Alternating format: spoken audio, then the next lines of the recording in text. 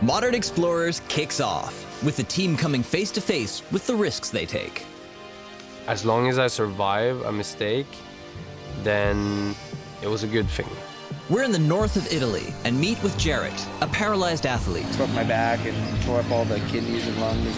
But even a life-threatening injury can't stop him from chasing adventure. This is 100% a modern explorer kind of guy. Which is something Yoki, Espen, and Nicolo dedicate their lives to.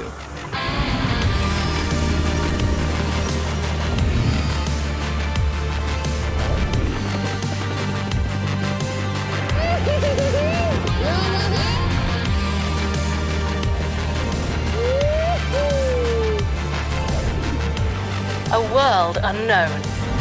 3 friends, 1 drive. Explore the limits of human potential. Welcome to Modern Explorers.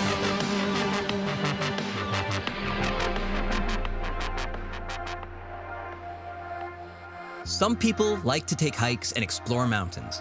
Others skydive to experience the rush of freefall. At the heart of it all is the breathtaking beauty and heart-racing thrill the world around us can provide. For a handful of explorers, even that is not enough.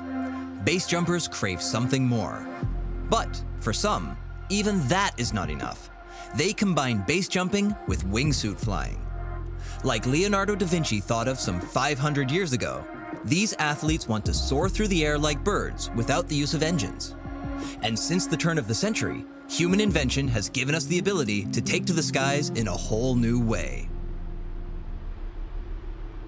For all of us, base jumpers, skydivers, paragliders, surfers, whatever extreme sports that are using nature as an element, all of us are more connected to it in a way. We simply just spend all our time in nature. And without nature, it wouldn't be possibly fun for us to do any of what we're doing, you know? So, you know, you can't be base jumping without nature, and you can't be surfing without nature. In Modern Explorers, we travel to all corners of the globe to follow 2 Norwegians, Yoki Sommer and Espen Fadnes, on their adventurous trips, together with American-Italian extreme sporter Nicolo Porcella. These 3 heroes do what few people dare to do: fly like a bird. In this series, the guys will, together with action sports friends, perform missions in Italy, the United States, and in China. In each destination, they'll set themselves new goals to achieve, new challenges that few have experienced before. In doing so, they'll push the limits of human flight.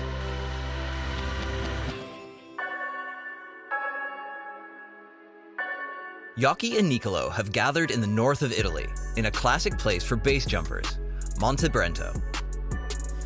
Both know this cliff from previous jumps, as well as a project in which Yoki trained Nicolo in wingsuit flying.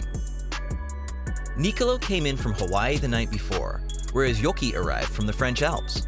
So me and Nicolo, we met in Paris in 2012 when we did a shoot together. I really love to travel with Nicolo because, you know, I look for kindness, I look for professionality, I look for focus, I look for, you know, humble human beings that are not gonna push themselves so far that they will risk having an accident. Yoki now has become a brother. I mean, just like a brother, and, you know, one of my best friends, and it's family. Now, the guys are challenging themselves to expand the horizons of wingsuit flying and to push the limits of modern exploration.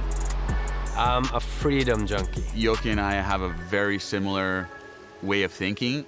I'm always escaping for the next.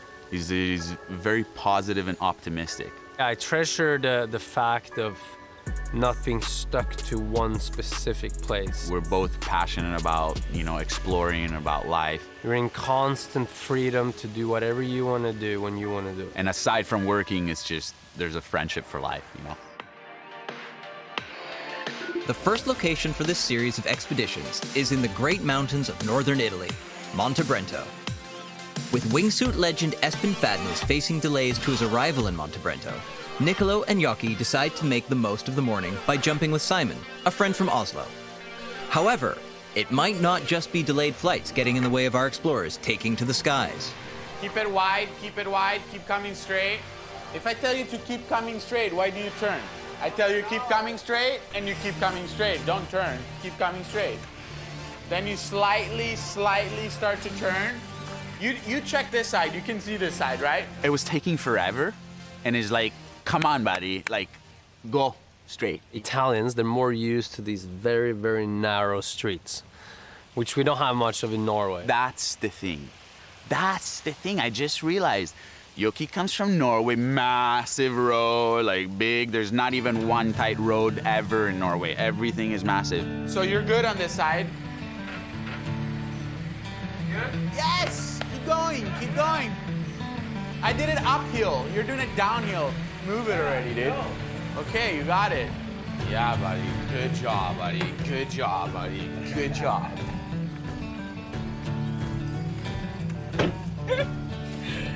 Oh, Europe.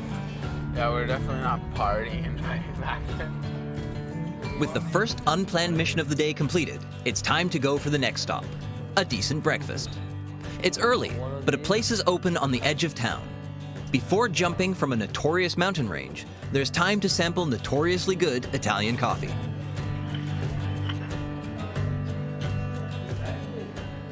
No, right now we're here in Monte Brento. We're gonna go up and base jump. It's about 6:30 right now, so just grabbing a little cappuccino and a little sandwich, and we're gonna go up with Fabio. It's a taxi driver. Drive up on the backside, and there's a 20-minute hike. And once we get to the top, it's 1,400 meters of altitude, so there's a lot of good stuff to play with up there. Filled up on caffeine, they're ready to get focused on the test flight. It's time to visit the landing ground first. This is always a good spot to pack the canopy properly and prepare all other gear. This is the little bar. This is actually where we land right here and we pack. So yeah, right here, this is the wall. This is the Brento wall, because this is one of the best places to practice. You have a very big overhang exit, and then you have a bunch of terrain to play with that you can attack with a lot of speed. The good thing about Brento is that it's a cliff that is very forgiving. It's a very good place for beginners and people who wants to learn to base jump, and people that are up and coming and trying to training for stuff. You also have access by going up with the car on the backside, so it makes it possible to access it faster than on a normal base jump, which means you can do more jumps from it during the day. So it's a very good training center.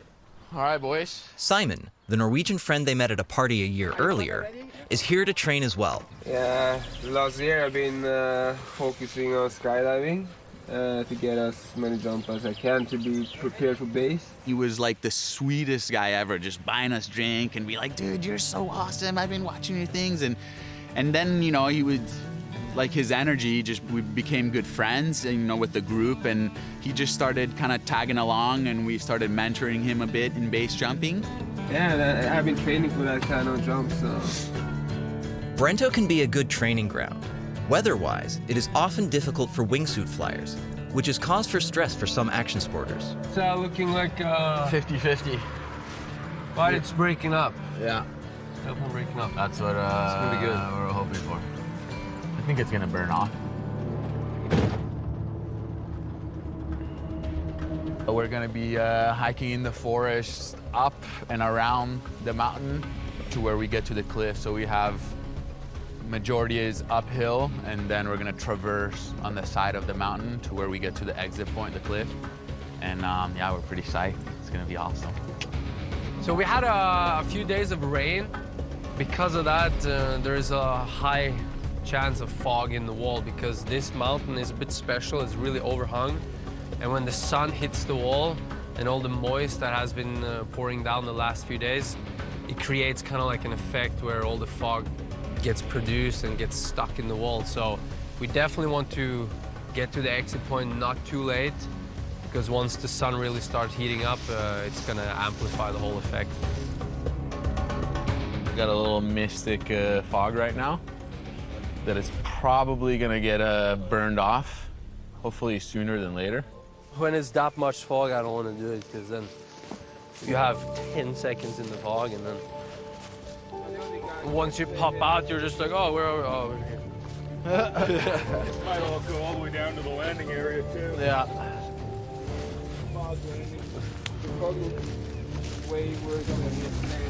Normally on hikes, I like to listen to my music, be in my own little zone. First of all, because you're hiking, so if you're talking as well as you're hiking, you get more tired. Also for visualization, to start picturing myself to jump, start preparing myself in the mind to zone out and to really visualize what's about to happen.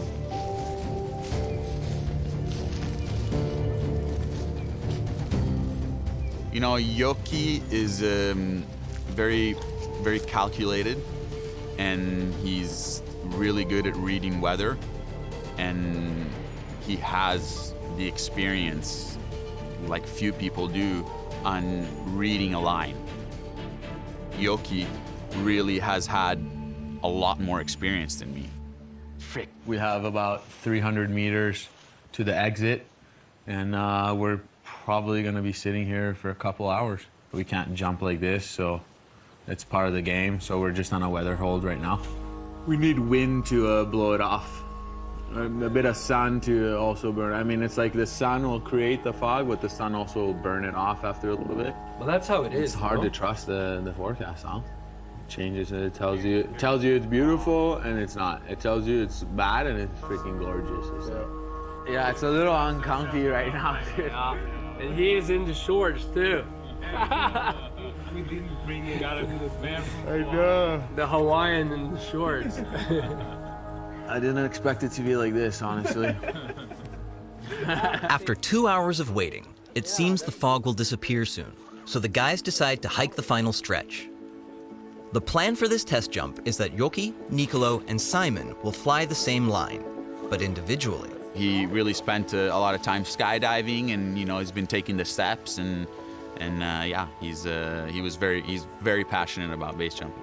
Now I'm wearing a tracking suit, which when you leap off the edge and you get some wind, the wind gonna inflate the suit, so you get more surface to ride on.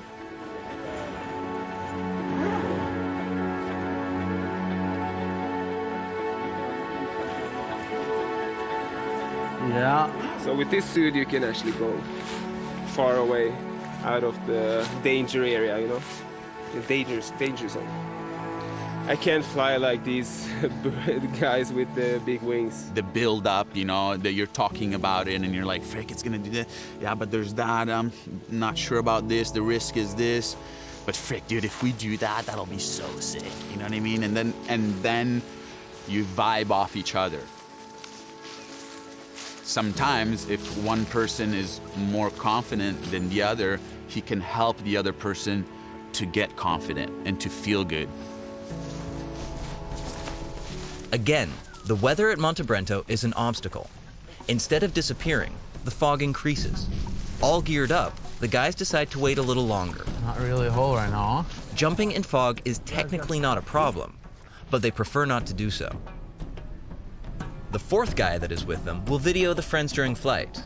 Obviously, he doesn't like fog either. As this is Simon's first jump, it's definitely more nerve-wracking that you have all this fog, because it makes his anticipation go up a lot. And especially when you're standing there for longer and longer and you're waiting for something that is already a little nerve-wracking. As we have limited time here, we have to be careful about the fog and to be able to do as many jumps as possible in between when the fog will arrive, because it will be foggy more or less every afternoon. Why are we even here? Why did we choose this when we can be sitting on a beach just chilling out right now? We chose to be on top of this mountain being scared for our lives, but still we are determined and motivated to step off the edge. Half an hour later, the fog disappears to make way for just a few regular clouds and some sunlight. It's time to jump. Wingsuit flying was invented after base jumping, which is basically jumping off a bridge or cliff and dropping vertically. With a wingsuit, you're able to fly like a bird. The suit is made out of chambers, which fill with air automatically during flight. 3, 2, 1, be up!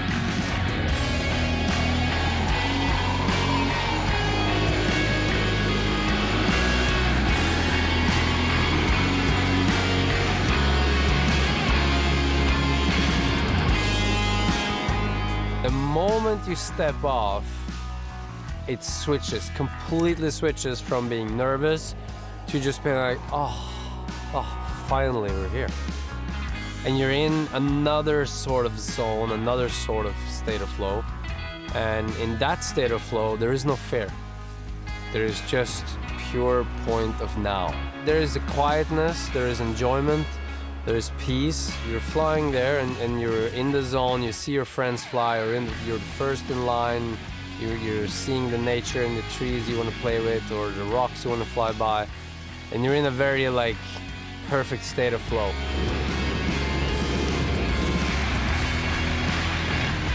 Nice two-way where I fly on my back a little bit and play around him and try to film and see how the speed is compared to my back flying speed with his wingsuit. Just like a bird, a wingsuit flyer is able to steer. His wings and his vertical balance axis are his tools. For the final part of the flight, the guys need some extra help from a parachute to secure a safe landing.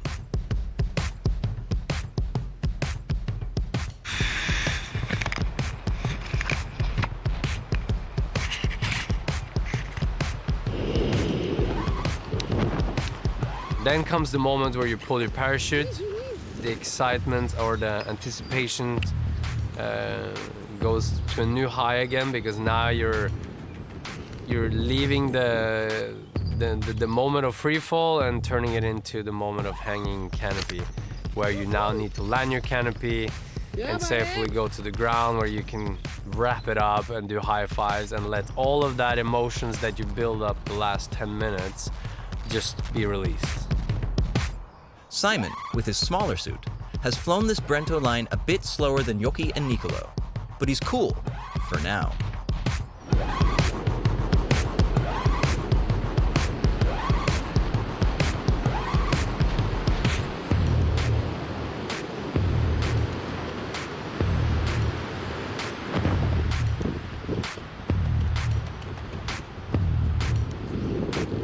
Yeah! He's gonna land in the trees!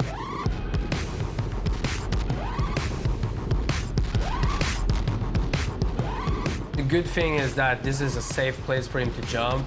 He can land further back up by the helipad, or he can land on many of the numerous roads that we have there.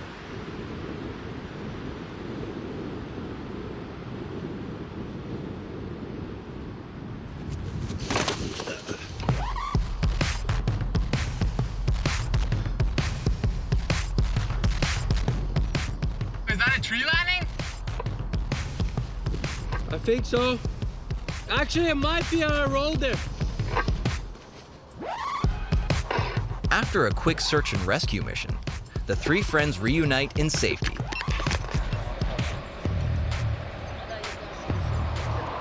You know, the wind picked up as soon as we, you know, left the top, and yeah, I was supposed to pull high so I could make it to the area, landing area, but it was too much wind, so I just went for the roll, you know, safe and sound. You know, better to land safe and on the road instead of try to make it and end up in the trees. You know, some of my canopy ended up in a bush, but nothing more than that. Yeah, it's exciting. Every jump you're learning something, you're improving on something. Yeah, this exit, I was like on you. That was good, huh? Yeah. Actually, flying on your back is easy. Once you have it locked in, it's actually easier on your muscles than flying on your belly, because you do this instead of putting all your weight on the other, on your front. Just flying good, flying smooth, flying fast, knowing how to pull out of a dive good.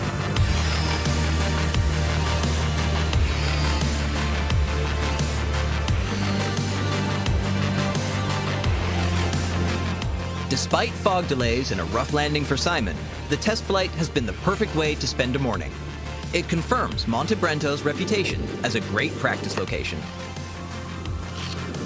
For the next stage of their plans, Yoki and Nicolo need Espen around. Luckily, he's managed to make his way to Monte Brento. Yeah, buddy. He's a very humble, kind-hearted man.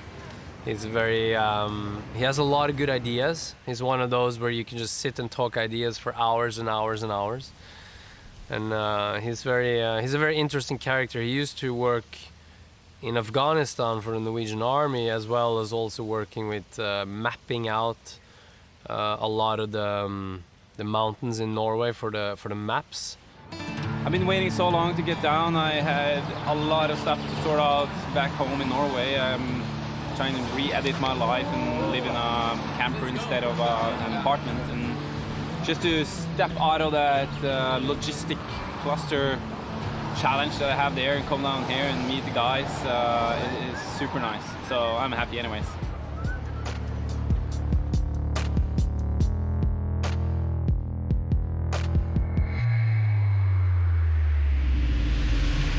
I've been doing air sports for 16 years now, and for about 10 years it was a passion, and I did earn some money in it, but it was never an ambition of living out of the sport. But for the last 4 years, that's been my income, my main income. I do not have any other job. I just travel around and do fun projects or compete or instruct people in the sport. The next day, not only has Espen joined, but more friends from the global base jumping community arrive in Monte Brento. I'm gonna set up my stuff. The weather seems to be better, so it looks good for the friends to start working on the real mission. They want to perform a three-way jump, with Nicolo being the leader for the first time in his career.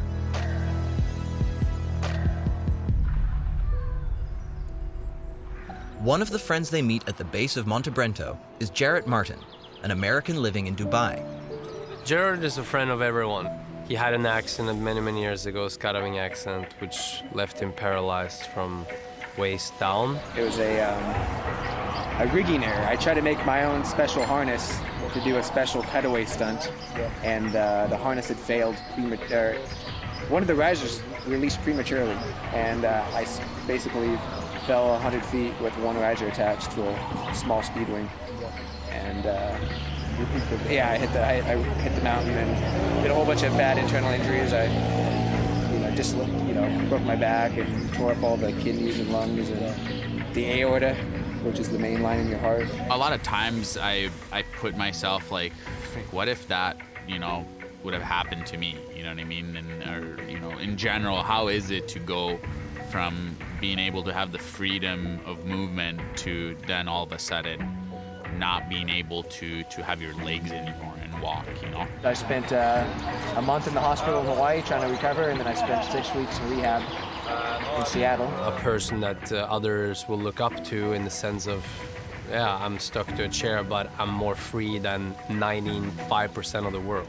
Yeah, and then was skydiving within 6 months of my injury, so hell yeah.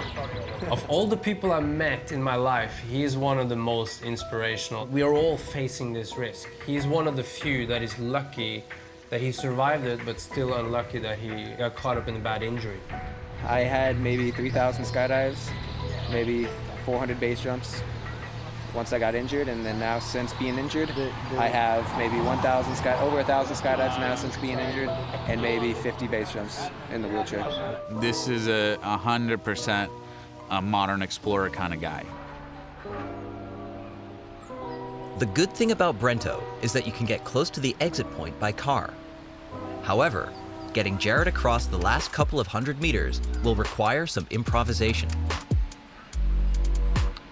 Luckily, I train really hard in Maui all the winters. I've been training pretty precisely since I was 16, and I have a trainer now that's been following me since I'm 18. And I actually do a lot of workouts where I put heavy loads on me and hike up like stairs and stuff like that. So I'm super excited. We got some climbing ropes for Nicola to wear around himself. So I will be on his back, and he'll just Sherpa me up the mountain for over an hour. A very special group that we are, that carry for the love of making sure that everyone is included. You have to traverse up and down, the cliff until essentially we reach the exit point. The conditions are good, man. Clear and light wind. That's exactly what we want for a base jump. And Nicholas said he's ready to get his carry on. He's going to carry me all the way up. So let's see how he does. We have a thin layer of clouds, and it makes the sun much weaker. Because when you have strong sun, it builds up heat in the forest and creates clouds in the wall. But today, it's really calm and steady. Usually, Jarrett performs his base jumps from fixed platforms or out of planes or helicopters. Here, he can do it in an environment that is as natural as possible. It creates a very special situation. I think that Jared himself partially feels that he is a burden. But he needs to understand that he is the opposite. Because he gives us, the people around him, his friends, an opportunity to help him and to do something that is a little bit bigger than just hike up and jump off another jump. It is meaningful. Jared is a really good man. He's a badass base jumper too. But to get up to the exit point with him is quite a challenge. He's a grown-up man. That's 70 kilos. I'm not strong enough to do that. But Nicolo, he is. He got the skills and the strength to carry Jared up. And that was his task. And just the thought of hiking all the way up there with Jared and do that, it feels insane. It's quite a challenge. Here.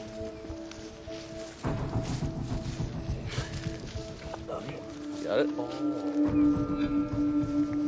What are you guys doing? I just got to know somebody just through hiking that really inspired me to like not give up when hard things happen in life. And he's a perfect example of, hey, I still have my arms, I still have my, my half of my body. It was awesome. It was inspiring and a beautiful experience. Get in, pussy.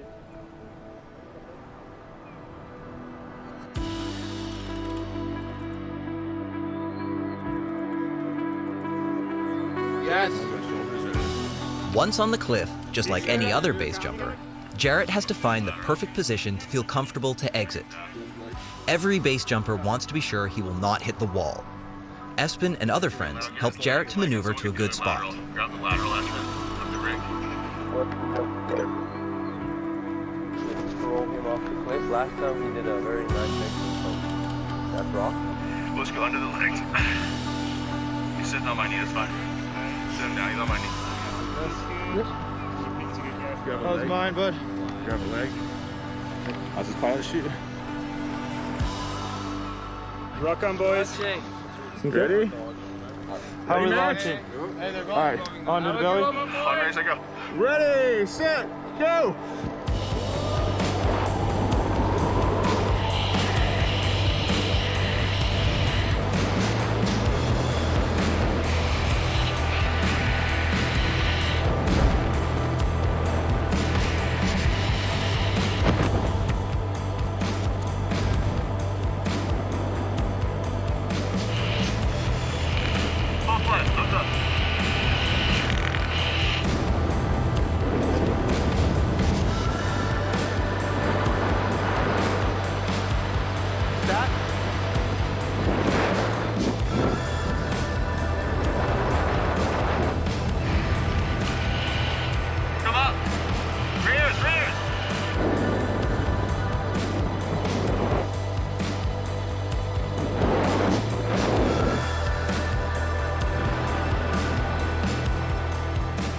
And another good thing is that he has it for the landings. When he comes in for landing, that he can hit with the knees first and then do a PLF like a roll. Wow! The immobilizer really makes it possible for him to achieve his dreams. It was all about how positive and optimistic and looking forward and looking at the bright side, because we can always see things in one way or another. He was the one that always definitely saw it in a bright way, and it was awesome. It was inspiring and a beautiful experience. With Jarrett and his escorts in good spirits on the ground, it's time for the next explorer to go. Simon will perform a solo flight, and this time, obviously, he wants to grab the winds like a bird and land on the right spot. 2, 1.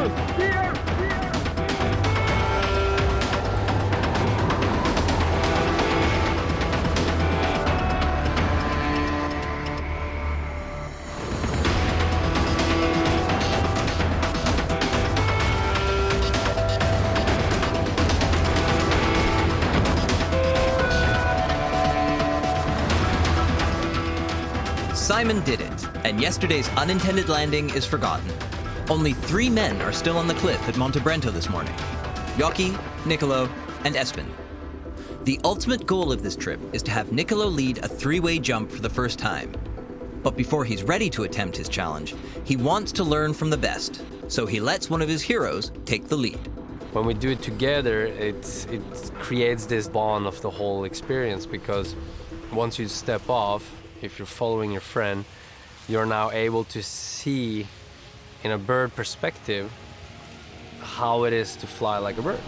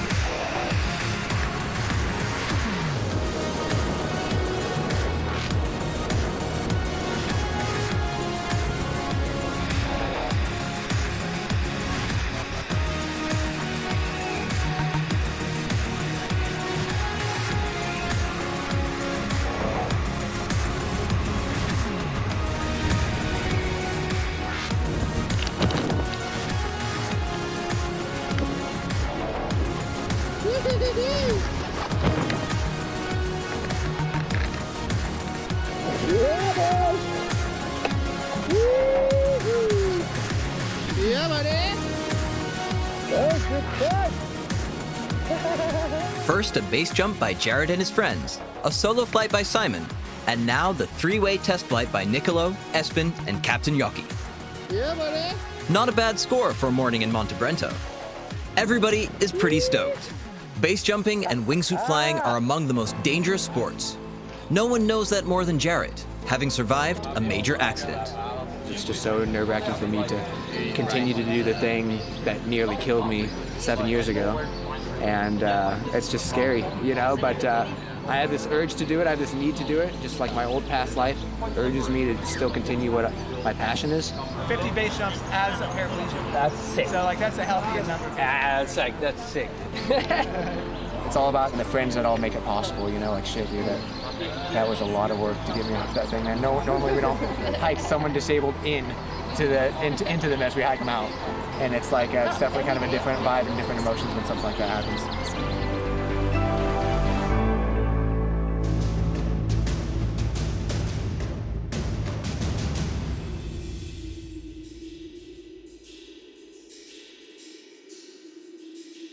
Some of the guys want to go for another round, so they neatly pack the canopies again, as always while looking at the weather app and the skies. How is it though with this wind? I mean, it's not much, but we don't want to be. I mean, because I want to go do some terrain flying, all the boys now, you know. I guess we're gonna feel out the air if it's gonna be bumpy or not. It looks quite good. The wind is picking up, but for Wingsuit that's not an issue. I think Simon maybe have to land higher up here, but as long as the wind isn't getting stronger than now, I think we're all good. Hopefully we're gonna have calm and nice weather so we can jump. The fog has cleared, and yeah, it looks like it's gonna be a good jump. And it'll be freaking sick, dude.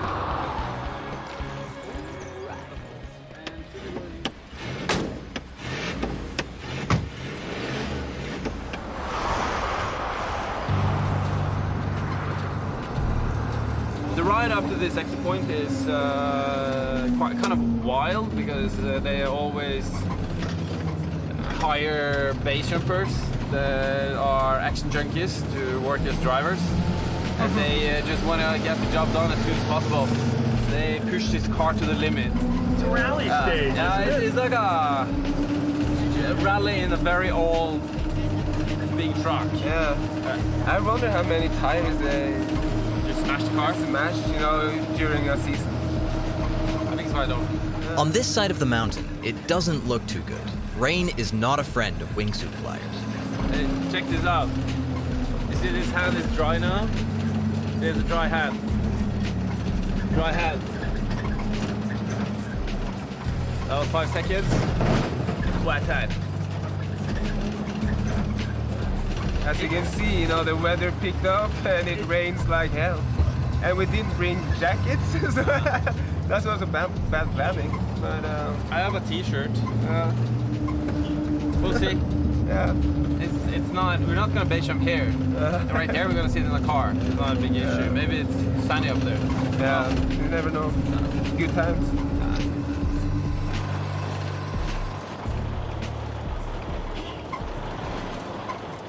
We can't do anything about it right now. We're on the other side of the mountain, so it's fogging in over there and it's raining. We definitely got weathered out, and so we're gonna cancel now.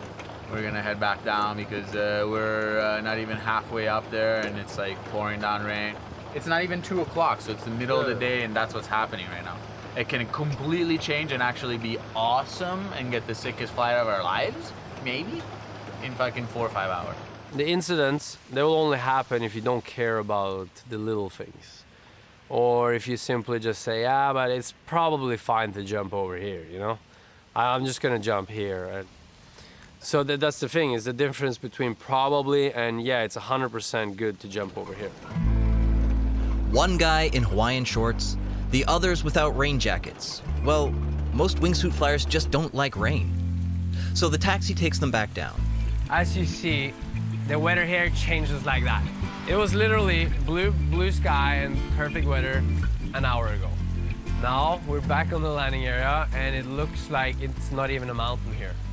It looks like it's just a little hill with some trees. I've been cruising around Yuki for quite a few years, and he's often the first guy to be negative to jumping, and I'm the last guy. I'm an optimist, and he's quite often critical. And often I become a bit judgmental, so I feel that he's just lazy and he don't really want to jump. We're lucky that we're down here now, dry. Dude. And not up there in the worst. Thank you. In the worst place. We did it yesterday and it was bad. The funny thing about it is history repeating. It's always like that. Yeah, You're like, yeah. no, it's not a good idea, man. You know, it's windy. I'm like, shut up, you're just lazy. No. No, because I've been so keen on jumping. Like, I'm so fired up on jumping these days. Like, literally, like, fired up. That's why I want to go to Chamonix. I want to go and do all these things now, you know? Like. And that's the good thing about these friends. Each of them does things in their own way. As it's the eve of his birthday, Yoki heads off into town, leaving Espen and Nicolo to keep an eye on the weather in the hope of flying again. And it does change, which allows Nicolo the chance to try something new on his last flight of the day. Nicolo is gonna attempt a gainer, and that is really cool. That is one of the coolest things you can do, but it's not to take lightly. A gainer is something like a backflip. Directly after jumping off the cliff, you turn 360 degrees backwards. I've been doing laid-out gainers since I can remember. I made some rules for myself. I told myself, look, Nicolo, you're not gonna do this for a couple years. Take it from, you know, dive into water or you jump out as a base jumper. You always use your hands, you know. Wow, you take your hands back to get some momentum. But in a wingsuit, you can't do that. So you kind of restrain, like a claustrophobic situation. For a normal jump, the concept is rather straightforward. Concentrate, have your gear in place, wait for the wind to die, and jump, having your head forwards as quickly as possible. A gainer is completely different. Immediately after the jump upwards, you have to bring your legs forward while bringing your head and upper body backwards, all without any arm power to support the flip. In a wingsuit, if you don't get around, you're upside down in a wingsuit, that is going to throw you all over the place. But Brento is a really good place. It's very overhanging. It's where you want to do it for the first time. I'm not gonna lie, it's a little bit like, whew, it's real. I'm definitely gonna, you know, go for it a little bit, but I feel at the same time that I've taken every necessary step, and I feel like, you know, I'm gonna stake this.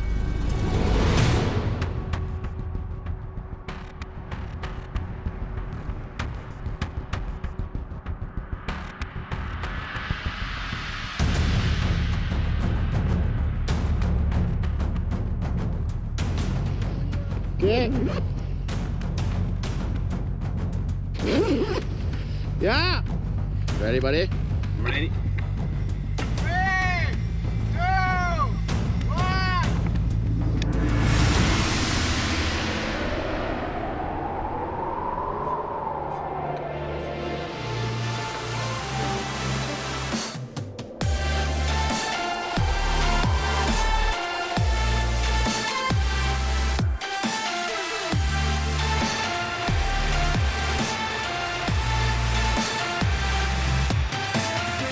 At some point, you need to have faith in what you do, and you need to also believe in having good karma.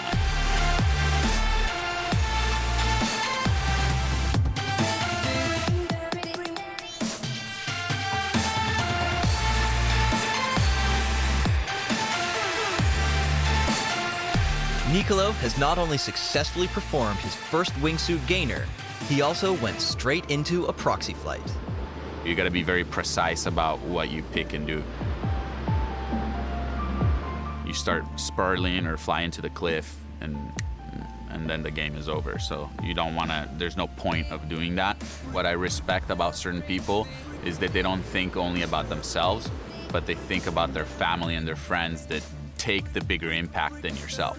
Because when you're gone, you're off into another world, or who knows, you're not there. It's the people that are left behind that take the bigger hit. Woo-hoo-hoo.